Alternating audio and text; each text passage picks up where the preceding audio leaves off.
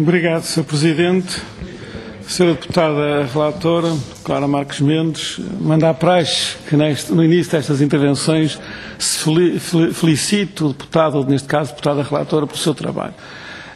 Sem qualquer hostilidade, digo-lhe que não o posso fazer, embora reconheça que terá gasto muitas horas, muito esforço, muita dedicação neste relatório. Há partes do relatório que nós nos revemos e consideramos que são rigorosas e aprofundadas e de elevada qualidade, mas não a posso felicitar porque entendemos que o resultado global deste relatório é desequilibrado. Há, por um lado, um tratamento das responsabilidades dos gestores públicos e do anterior Governo, que, podendo ser melhorada aqui e acolá, globalmente consideramos que é adequada, mas quando chegamos às responsabilidades do atual Governo, entendemos que há um total branqueamento daquilo que são essas responsabilidades neste relatório. E, portanto, não o podemos aceitar tal como está. Iremos, obviamente, fazer um conjunto de propostas de alteração, tentando corrigir, ou apresentando propostas no sentido de corrigir aquilo que nós sentimos ou pensamos estar errado neste relatório, que é um tratamento rigoroso de algumas questões, nomeadamente das responsabilidades dos gestores públicos e do anterior Governo, mas um branqueamento, e repito, um branqueamento total daquilo que são as responsabilidades deste Governo. Chegando em muitas situações, e ao longo deste relatório, do corpo e das conclusões, praticamente, a certa altura, a atual Ministra das Finanças, na altura Secretária de Estado, é quase colocada em discurso direto a defender-se e a justificar-se daquilo que fez ou que não fez.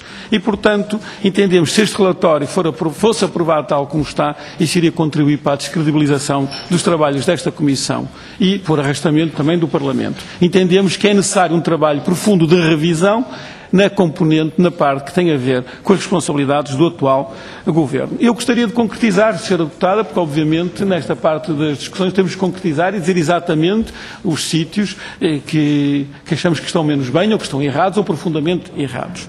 Eu gostaria de concentrar nas conclusões, até porque o tempo não é muito, mas por arrastamento no corpo estes problemas também existem, a partir do ponto 44 das conclusões, onde começa a análise da atuação do atual Governo e logo aí a Sra. Deputada começa por dizer, após a tomada de posse, o atual Governo tomou conhecimento dos contornos da situação. Esta é uma formulação manifestamente insuficiente, Sra. Deputada. O Governo não tomou só conhecimento dos contornos da situação. O Governo, nas semanas que seguiram à tomada de posse, recebeu, por exemplo, houve aquela troca de e-mails com o Dr. Pedro Felício, que permitem comprovar a gravidade da situação. O Governo, logo nessa altura, percebeu-se claramente, porque tinha documentos nesse sentido, que as perdas potenciais eram muito elevadas, num primeiro e-mail da ordem dos 1.200 milhões, depois corrigido para 1.600 milhões, e que essas perdas potenciais tinham vindo a crescer de forma exponencial desde o início de 2009. Portanto, o Governo poderia não ter informação, e concedemos isso, suficiente para um tratamento global e imediato do problema, mas tinha informação que mostrava claramente que estava perante uma situação gravíssima. E isso não está refletido de forma alguma nesta frase, nem nos considerandos que vêm a seguir. Logo ainda neste ponto, a Sra. Deputada diz ainda em 2011. Sra. Deputada, ainda em 2011, é verdade, não é mentira, mas foi quase no último dia do ano, foi em 26 de dezembro de 2011. Em 26 de dezembro de 2011, a poucos dias do final do ano, 5 meses já tinham decorrido desde a tomada de posse do Governo, é que foi comunicado à IGCP que seria o IGCP a tratar a carteira e foi dada a indicação de proceder à alteração dos estatutos.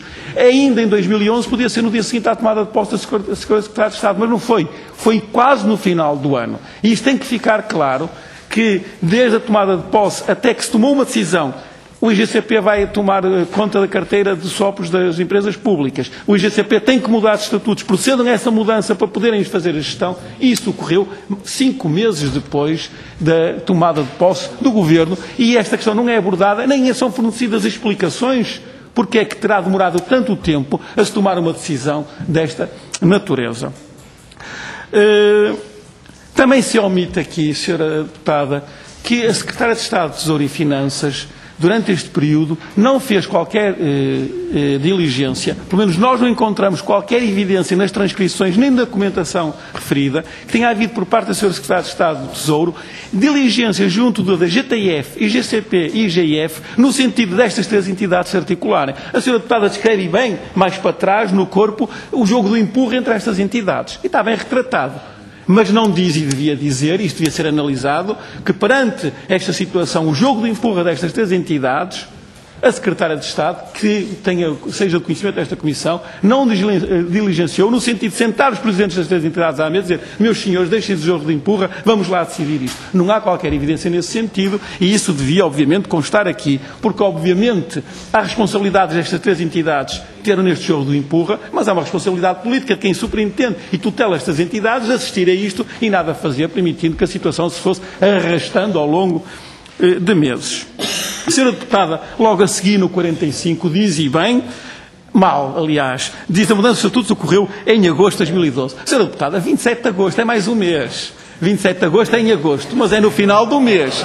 Mas são estas subtilezas, Sr. Deputados, que mostram que este tratamento, eu não estou a responder aos outros deputados, estou a falar com a Sra. Deputada, mas aproveito, este tratamento não é feito, por exemplo, relativamente ao anterior Governo. No anterior Governo não há estas indefinições, as coisas são apontadas ali a dedo e de forma muito rigorosa. Mas a questão não é esta. A questão principal aqui é que diz que foram mudados os estatutos em agosto de 2012, 27 de agosto, mas não há nenhuma explicação, esta Comissão não se quer fazer nenhuma reflexão sobre o tempo que demorou a fazer isto. Desde 27 de dezembro até 26 de dezembro até 28 de agosto, são 8 meses para mudar os estatutos, perante uma situação de grande urgência que foi reconhecida inclusive pelo Governo, porque as perdas potenciais estavam a crescer, o Governo já estava a receber dados que mostravam o crescimento das perdas potenciais mês a mês, e como é que não há nada para justificar isto, que tenha demorado 8 meses a mudar?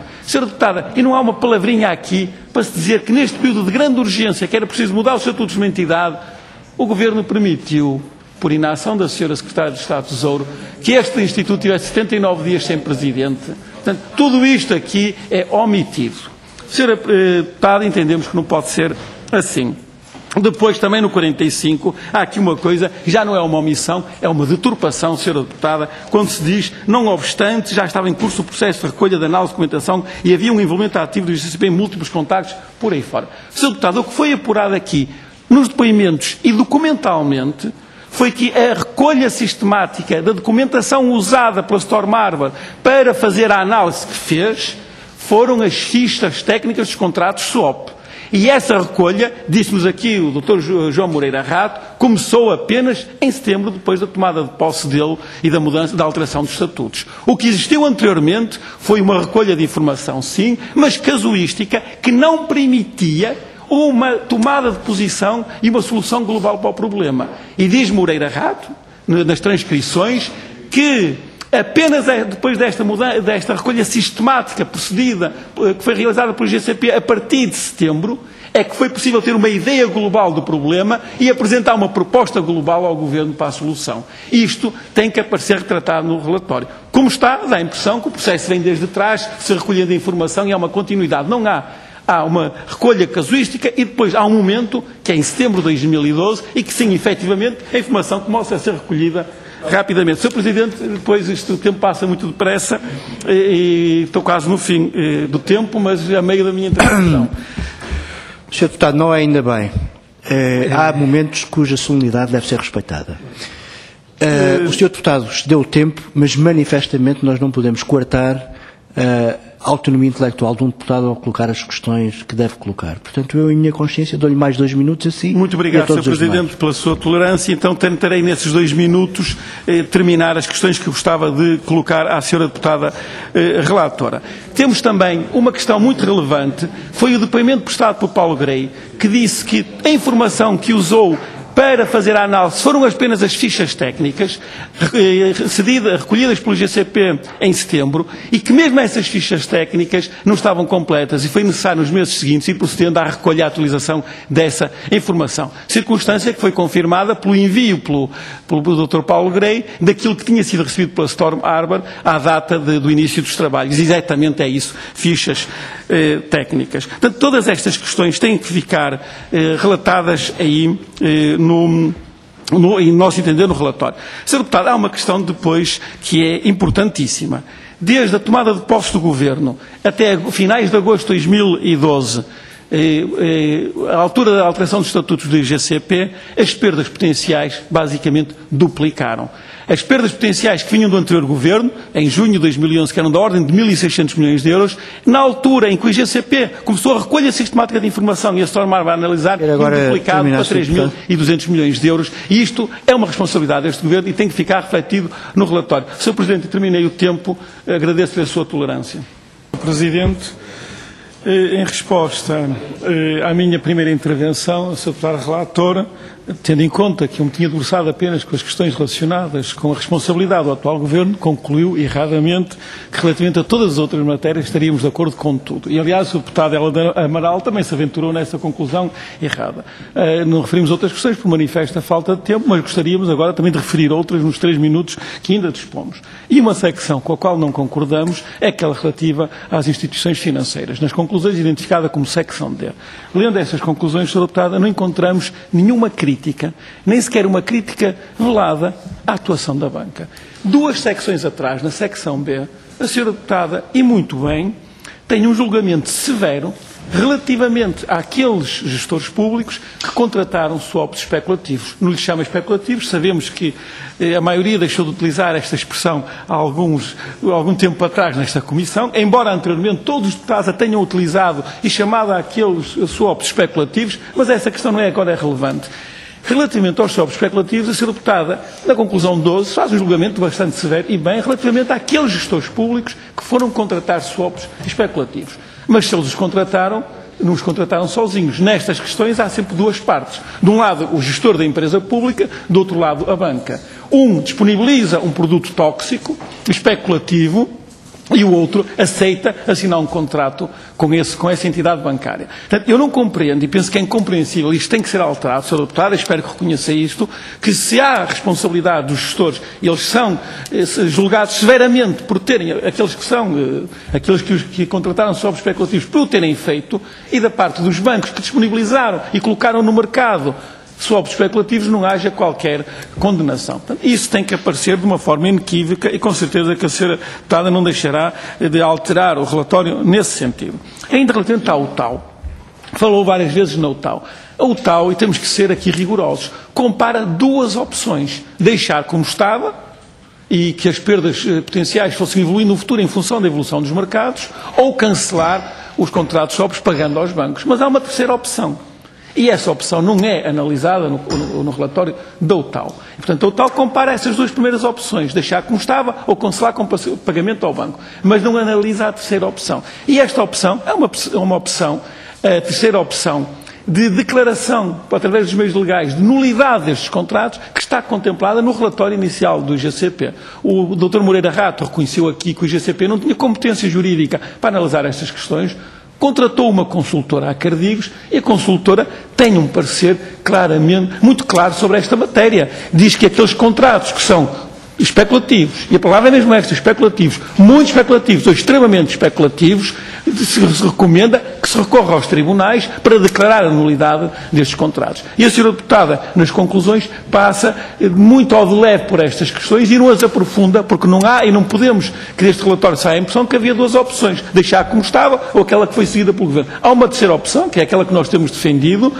que aponta no sentido de declarar a nulidade de todos aqueles contratos só especulativos, que são aqueles, como a Sra. Deputada sabe muito bem, que têm as perdas potenciais mais elevadas. E aí sim haveria ganhos, ou não haveria tantas perdas para o Estado. E para finalizar, A senhora deputada, a questão das propostas de alteração, obviamente que iremos apresentar as nossas propostas de alteração no sentido de corrigir aquelas partes que consideramos que estão erradas ou desadequadas da parte do relatório, iremos apresentá-las, justificá-las com base nas transcrições das audições e documentos que estão na posse dessa Comissão. Apenas lamentamos que os prazos sejam tão curtos e reitero aquela posição que temos defendido aqui da parte do Grupo Parlamentar do PCP, que seria necessário para um bom trabalho, um aprofundamento deste trabalho, que dispuséssemos de mais tempo para analisar o relatório e apresentar propostas de alteração. Disse